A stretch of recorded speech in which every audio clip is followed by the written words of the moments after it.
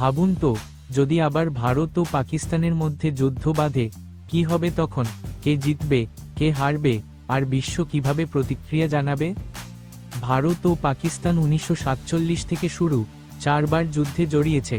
এখন যদি পঞ্চম যুদ্ধ হয়, তাহলে সেটা শুধু সীমান্তেই সীমাবদ্ধ থাকবে না, আকাশ, সাইবার জগৎ, এমনকি পারমাণবিক স্তরেও পৌঁছাতে পারে। ভারতের আছে বিশ্বের অন্যতম বড় সেনাবাহিনী, উন্নত মিসাইল সিস্টেম, শক্তিশালী বিমান বাহিনী এবং সাবমেরিন ফোর্স।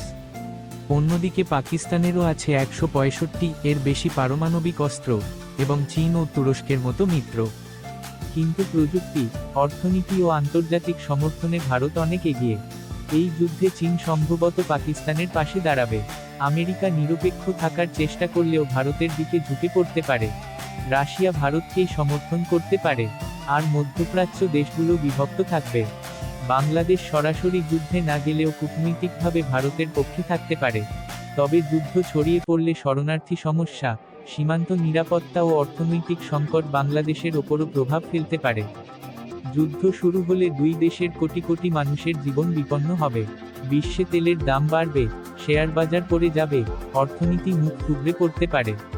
আর যদি পারমাণবিক অস্ত্র ব্যবহৃত হয়, সেটা হবে গোটা দক্ষিণ এশিয়ার জন্য এক ডুমসডে। শেষ কথা, ভারত পাকিস্তান যুদ্ধ কোনো সমস্যার সমাধান নয়, বরং মানব সভ্যতার জন্য এক বড় হুমকি। চাই শান্তি, চাই কূটনীতি, যুদ্ধ নয়। যুদ্ধের নয়, মানবতার জয় হোক।